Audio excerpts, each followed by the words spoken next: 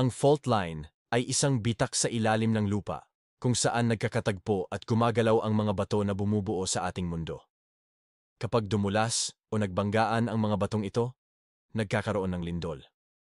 Pero alam mo ba na sa Pilipinas, napakaraming fault line dahil bahagi tayo ng Pacific Ring of Fire, isang rehiyon sa mundo na madalas tamaan ng lindol at pagsabog ng bulkan.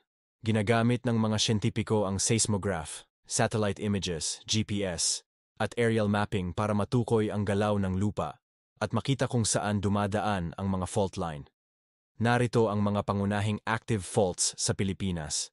West Valley Fault, dumadaan sa Metro Manila, Bulacan, Rizal, Cavite, at Laguna. East Valley Fault, sa silangang bahagi ng Metro Manila. Marikina Valley Fault System, kabuang tawag sa West at East Valley Faults. Philippine Fault Zone, ito ang pinakamahaba, mula Luzon hanggang Mindanao. Central Mindanao Fault, nakakaapekto sa Cotabato at mga karatig lalawigan. Cotabato Fault System, sa Timog Mindanao, madalas may lindol dito. Digdig Fault, dumadaan sa Nueva Ecija at Aurora. Sierra Madre Fault, nasa kahabaan ng Sierra Madre Mountain Range. Lubang Fault, malapit sa Mindoro.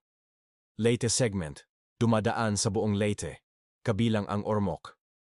Eastern Samar Fault, sa baybayin ng Samar Island. Negros Cebu Fault, nasa gitnang bahagi ng Visayas. North Bohol Fault, dahilan ng lindol sa Bohol noong 2013. Ang mga fault line na ito ay patunay na buhay at gumagalaw ang lupa natin.